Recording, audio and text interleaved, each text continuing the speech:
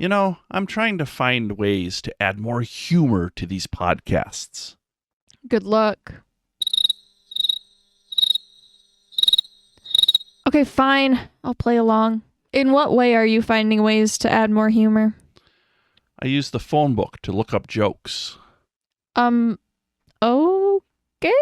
Turns out they're all well addressed. I told the toys to clean themselves up. What? They just play dumb. Wait, you're hinting at what the segments are. If you confuse our audience like that enough, they will go find a real comedian, one that is actually good. I tried to understand the card catalog and call numbers. Can we just start the intro music already? Turns out they're just well-ready directions. Help us all.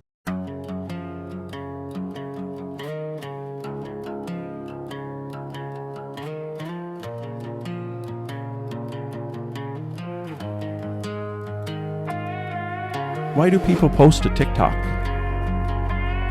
What is a virtual classroom? Do you use AI? What's with all these fake photos? Did you go to an arcade? How many TV channels were there? What was dial-up internet? Did you hang out at the mall? From the class of 1996 with big hair, AOL, and whatever. And the class of 2026 with YouTube, smartphones, and mask mandates. You're listening to Midlife Young.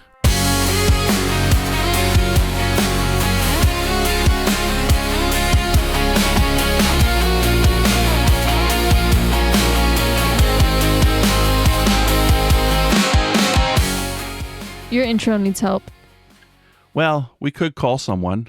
Who are you gonna call? Ghost. No. I knew I was falling into a trap. How about we just talk about phone books? Sounds good. And I have a short story. Of course you do. A phone book afternoon. It's a warm spring afternoon in 1995. 11-year-old Jamie bounced off the school bus, dropped his backpack, and grabbed the hefty yellow pages that just landed at the doorstep. Dad's helping neighbor, Mr. Alvarez, wants the phone number of Plumbing Pros. Jamie and her little brother, Max, flopped on the living room floor as she thumbed through the bright yellow pages, the scent of fresh paper-filled air. Using the bold category index in the front, Jamie flipped to plumbers. Max points out excitedly the ad. Look, some have coupon cuts. She picks the entry, Plumbing Pros, 612-555-3412. Jamie dials the number on the corded wall phone, carefully listening to its whirling clicks. She repeats it twice to be sure. Dad leans in, proud. Let your fingers do the walking, he jokes, echoing the old slogan. Later, dinner is bobbling away on the stove, and Max asks for dance class numbers. Jamie obliges. Diving into the white pages, he finds Star Steps Dance Studio under D, and Dad jots it down. When Mom returns, Jamie beams with accomplishment. I looked it up myself. That evening, the doorbell rang. Plumbing Pros is on time. Dad hands Jamie the folded white pages and says, "Keep it. They're like a little library." That phone book, battered and bent over time, becomes a fixture in Jamie's household. Even after the plumber leaves, its yellow spine has pride of place, proof of her place in the analog world. So it's been a long time since I've ever had to use a phone book, whether white pages or yellow pages. It's like everything nowadays is online. But I'm curious, what is some of the history about the phone book? The phone book's rise and fall origins and early development. 1878. The first telephone directory. In New Haven, Connecticut, George Coy printed a one-page list of 50 telephone subscribers. Names only, no phone numbers. In February 1878, late 1870s, emergence of numbers. By November 1878, the list had grown to over 400 entries and included rudimentary instructions, and advertisements. In 1879, telephone numbers were introduced, simplifying calls without operator memorization. Heyday and classification, adoption of white and yellow pages. Directories soon split into white pages, residential listings, and yellow pages, business listings, and paid ads. Mass printing and utility. By 1910, millions of listings were captured in regional directories, serving as vital local resources. The Yellow Page accident. The Yellow Pages name originated in 1883, when a printer ran out of white paper and used yellow instead. A happy accident that stuck. Peak popularity phone books were essential tools for finding businesses, services, and emergency numbers. They often included helpful extras like maps, dialing codes, and utility info. Decline and demise. Internet and mobile revolution. With the rise of search engines and smartphones, paper phone books began to lose relevance. 2004. Exclusion of mobile numbers. A law passed in 2004 preventing inclusion of cell phone numbers in directories quickened the decline of white pages. Printing ceases. The last large-scale Yellow Pages publication in the UK ended in 2019. In North America, printing largely tapered off through the 2010s. Remnants and current use. Selective distribution. Some U.S. regions still require telephone companies to distribute white pages upon request until at least 2026. Niche demand.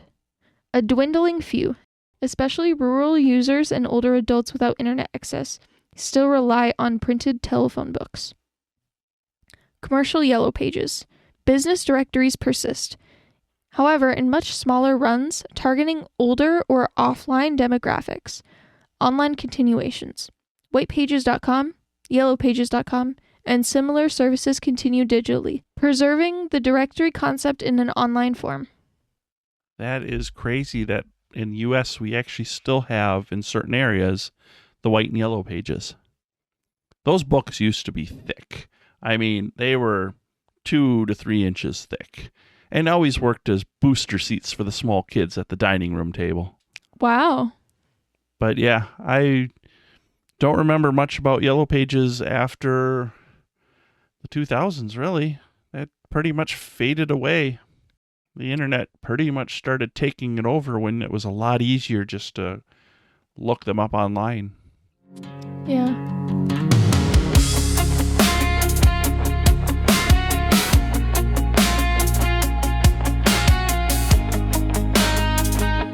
I'm toying with a new idea. I've already figured it out by the joke at the beginning. The next segment is about toys. Yep. Popular toys of the 80s and of the 2010s. So there's a few popular toys of the 1980s I wanted to highlight. Some of these names may stick with some of our audience members. The Cabbage Patch Kids. Its popularity was in 1982 and peaked in 1983. Transformers, the first generation. They were released in 1984, and they were quite popular through the late 1980s. My Little Pony, launched in 1983. It also had a TV show that ran 1986 through 1987. Rubik's Cube, that little 3x3 twisted colored matching cube puzzle. Well, it was actually invented in 1974, rebranded in 1980. Its popularity? Well, it had an international launch in 1980, and the craze peaked 81 through 82, even though to this day you can still get the Rubik's Cube. The Nintendo Entertainment System, or as some of us call it, the NES. It was the third generation home video game console with the iconic games like Super Mario Bros., The Legend of Zelda, and Duck Hunt. What's popularity? Well, when it was released in 1983 in Japan and 1985 in US, it was quite popular and stayed so through the late 80s. G.I. Joe, a real American hero. That little 3¼ inch action figure from Hasbro with all its detailed suits, elaborate accessories, and it also had a cartoon series and comic tie-in that was relaunched in 1982 and was quite popular through the 1980s. And Polly Pocket, the tiny dolls and compact playsets First sold in 1989, but was popular through the 90s. What are some of the games that were a little more current in the 2010s? Starting off, we have LOL Surprise Dolls. They were launched in 2016 and were popular through 2016 through 2018. Funko Pop figures were vinyl figures with oversized heads, and they were popular between the mid-2010s, but they were peak between the 2015 and 2019. Anakai Cosmo, a small AI robot with emotional intelligence, launched in 2016 and was popular between 2016 and 2017. Shopkins, they were launched in 2014 and were popular between 2014 and 2016. Monster High Dolls were debuted in 2010 and peaked in 2010 through 2014 and were pretty much like Barbie dolls, but monsters. Nintendo Switch, hybrid gaming console that transitions between handheld and TV modes. It was released in 2017 and it was popular between 2017 and onward. It still is, because I think there's a Switch 2 at this point. Yes, there is.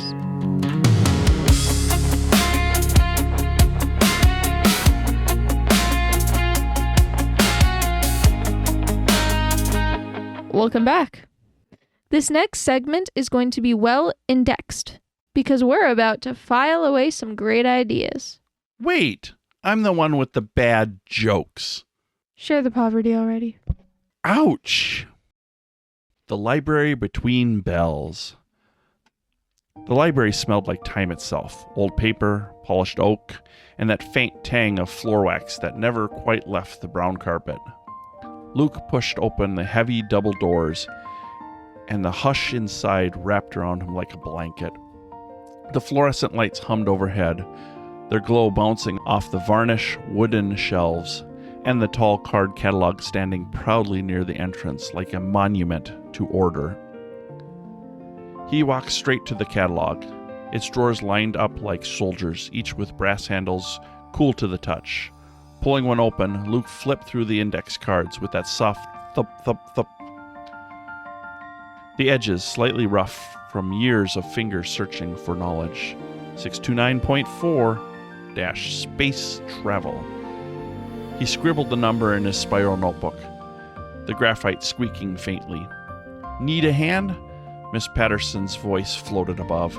She stood behind her tall librarian desk, sorting books into neat piles, her cat-eye glasses glinting under the lights. A metal book cart waited beside her, ready to roll the returned books to their homes. Got it, Luke said, holding up the card. Third row. Halfway down, she replied with a smile. Green spine labels. Luke passed the oversized dictionary sitting on its own podium in the center of the room, its pages splayed open like wings. He brushed his fingers across the edge. It was always there, like a silent guardian of words. Nearby, two students hunched over the glowing screen of a microfiche reader, their faces bathed in pale light as they scrolled through tiny frames of old newspapers. The machine clicked softly, a mechanical whisper from another era. In the far corner, a table held an audiobook station. Two chunky tape players wired to tangles of long, thick black cords lead to headsets with big blue earmuffs. The metal wire bars and hard plastic headband looked more like something from science lab than a listening station.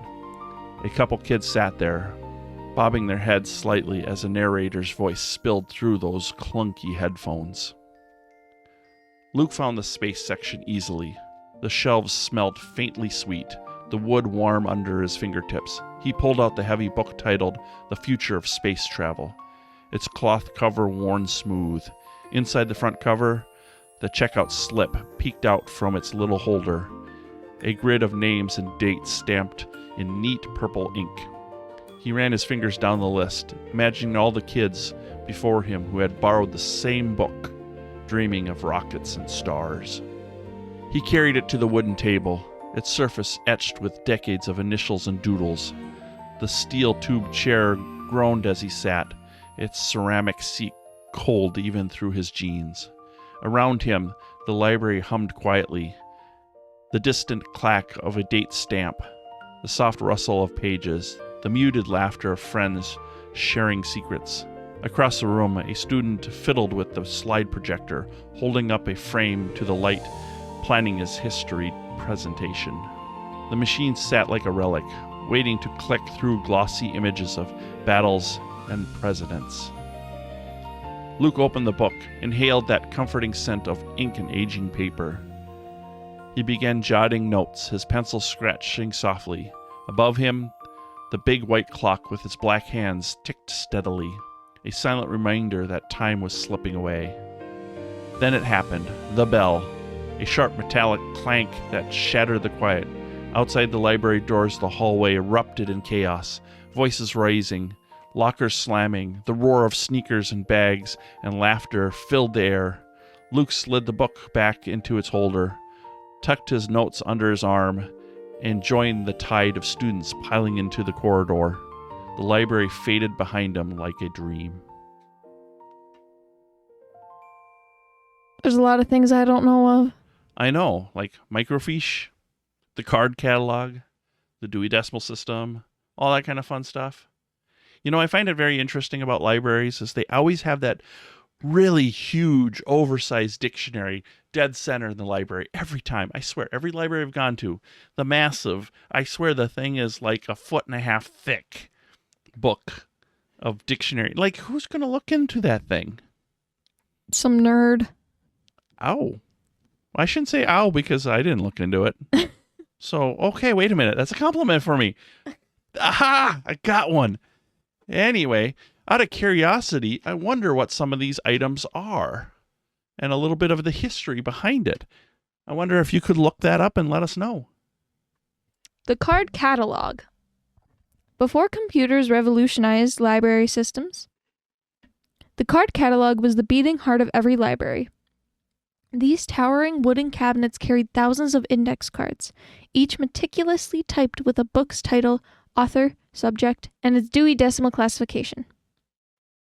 The drawers slid out with a satisfying weight, and the cards were arranged alphabetically or by subject. Patrons would flip through them to locate books, jotting down call numbers before heading to the shelves. The brass handles and label holders gave these catalogs a timeless, almost regal presence. It's been years since I've used one of these card catalogs. To be honest with you, I always thought they were hard to use. I mean, even when they first started introducing, like I believe in high school, I could start looking things up on a computer instead of the Dewey Decimal System. It was a lot easier. But it was quite an experience to be able to use the card catalog. And if you're wondering what they look like, Ghostbusters, the first episode. And actually, I believe maybe the 4th movie, if I got it right. But yeah, the ghost haunts their library. Anyway, what's the next item? Book checkout slips. Every book had a pocket glued inside the back cover, holding a checkout slip. A small card listing due dates and borrower names. When you checked out a book, the librarian stamped the due date in bold purple or red ink using a manual date stamper. Seeing the history of names and dates on the slip gave each book a sense of shared experience, a quiet record of its journey through the hands of countless readers. I know, another one of those things that are long gone. But you know, it's really interesting. When a book has been around long enough at a school or a church library or something like that, where a student pulls out a book and finds that higher up on that card was their parent that had also checked out that book. Now, obviously, it's usually books that aren't checked out that often because you only have space for so many names and they swap out those cards. But it's quite interesting when 2 generations end up checking out the same book after a period of time. That is very interesting. So tell us about the next item. Microfiche readers. Microfiche was a marvel of compact information storage. Newspapers, magazines, and archival documents were photographed and reduced into small sheets of film, each containing dozens of tiny frames. Librarians housed these sheets in drawers, and patrons would load them into microfiche readers, bulky machines with glowing screens and mechanical knobs for scrolling. The soft click and whir of the reader was a familiar sound in research corners, and the pale green glow from the screen felt futuristic at the time. These were quite interesting little machines. And if you held a sheet up, because they almost look like a transparency, if you held the sheet up to the sky, you couldn't read them. You could tell there was words there, but you couldn't read any of them because they were so microscopically tiny. And each little newspaper sheet, I mean, we're not talking an article. A lot of times it was the whole newspaper sheet was photographed and put in there. They were just these itsy bitsy little things that were maybe less than a half a centimeter each. I mean, these things were, I remember them being so tiny. And then when you put them in the machine, you could whip past hundreds of documents when you go through it so quickly. It was quite a unique machine. Talking about transparency like things, I think your next one is slide projectors. And that also is almost like a transparent like film thing that's used to project images. So tell us more about that. Long before PowerPoint, slide projectors were the go-to tool for visual presentations. Students and teachers used them to display photographic slides, tiny transparent frames mounted in cardboard or plastic. The projector's fan hummed as it cast bright images onto a pull-down screen. Advancing slides was a tactical experience. The satisfying ka-chunk of the carousel turning, the brief blackout between images. For history projects, flipping through slides felt like holding time in your hands.